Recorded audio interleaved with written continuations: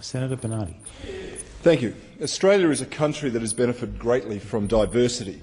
And being from migrant stock, I have personally benefited from migration and the infusion of other cultures on our nation. Yet while our culture is drawn from many countries and customs, it is still one thing, made up of a set of core values that should be reflected in every living room right across the nation. These values are grounded in the rule of law, democracy, freedom of religion and equality of all people. And so when talking about a national culture, we need to focus on what binds us together, such as our language and our social inheritance. For as Abraham Lincoln said, a house divided against itself cannot stand. When migrants come to Australia, we should, in the words of Roger Scruton, say, welcome them into our culture, not beside or against it. It is not enough for us to be what David Cameron calls a passively tolerant society. That is, a society that says to people, you can do as you wish, even if you breach our common social covenant, as long as it is within the law. A country will never be united, it cannot be strong and confident if it follows that path. Cameron went on to say, a genuinely liberal country does much more. It believes in certain values and actively promotes them. It says to its citizens, this is what defines us as a society. To belong here is to believe in these things. Now, each of us in our own countries, I believe, must be unambiguous and hard-nosed about this defence of our liberty. Australians should always be ready to say no to the path of isolation and separatism, and yes to embracing our common values. It is right for us to ask, therefore, what benefits come to our country when we encourage people to isolate themselves from their fellow citizens? How does separation help us to maintain a society that needs to be united by our shared values to be ready to tackle the future? And I will always unashamedly advocate for core Australian values, a strong and a cohesive society and a united Australia. Yet in today's age, defending Australia's cultural institutions and values is not without personal risk. For to do so requires questioning the practices and ideologies that threaten Australia's social compact, that threaten the things that bind us together as Australians. And of course we need to respect individual freedoms, and we must recognise too that as Australians we share in and are all part of a shared culture, shared language and shared values. But we must be able to critically examine actions and ideologies when they are at odds with our own standards. And while we can be colourblind in all aspects of our society, we cannot afford to be behaviourally blind. Why then is it that when people question the values or practices or conduct of those that subscribe to beliefs that are against our way of life, our democracy, our values, is to subject oneself to personal slurs? If the cost of raising legitimate community concerns, whether or not others actually agree with the question raised, leads to lies, smears, irrational accusations of racism and bigotry, then we really do have a problem with free speech in this country. Too often we see hysterical and empty responses rather than sober and rational debate that deals with the subject matter itself. And the question is why? Are we so afraid to distinguish right and wrong that we won't even allow debate to take place? What are we afraid of admitting or actually discovering?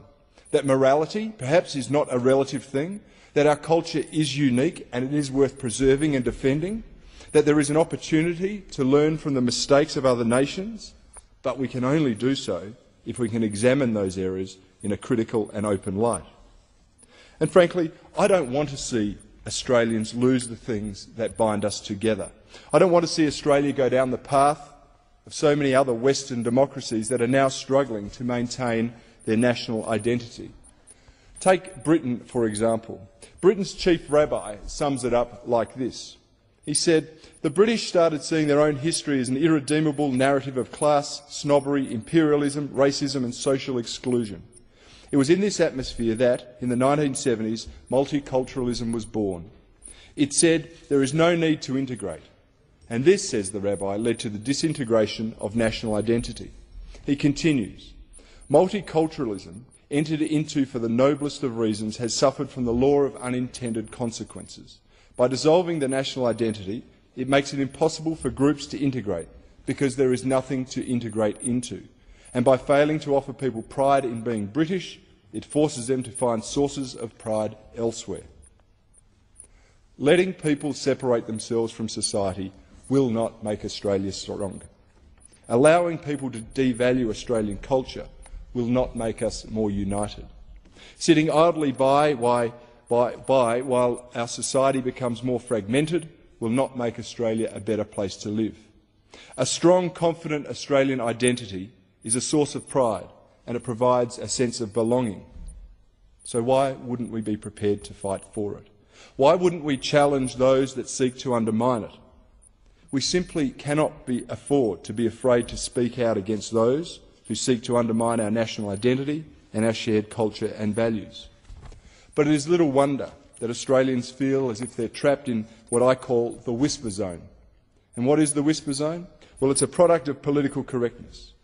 Those who speak publicly, and normally these are people of a conservative or traditional viewpoint, are too often shouted down, they're mocked and derided, simply for expressing a point of view that doesn't align with the political correctness brigade. And this has the effect of silencing people because they're afraid of being intimidated and ridiculed. They are reduced to whispering their views to others. I've consistently defended the Australian way of life, including freedom of religion, and I've also questioned the public indulgence of practices and ideologies that I do not agree with. And yet I have endured all sorts of abuse for simply voicing that opinion. Now, as a politician, I'm not precious. I do have a very thick skin. I can handle the insults that are aimed at me, and indeed, exposing the hypocrisy of others is strangely empowering. But somehow it seems okay for other members of this parliament, including Senator Xenophon, Senator Bob Brown, the former Prime Minister Kevin Rudd, and even Senator Chris Evans and more, to voice their concerns about particular religious groups. But it's not okay for me to express my own concerns, concerns that have been expressed right around the world, in many cases where it has been expressed too late to have done any good. And while words of abuse from this government, which demonstrate to me just how out of touch they are with mainstream Australia, do not bother me, I do worry about the effect that their actions have on the wider Australian community. How many people have witnessed the personal slurs and illogical charges of racism and bigotry towards me and are now too scared to voice their own opinions for fear of being vilified too? Every time I speak out in defence of our values, I receive a wave of support from everyday Australians who share my concerns. But they tell me they are too afraid to speak publicly.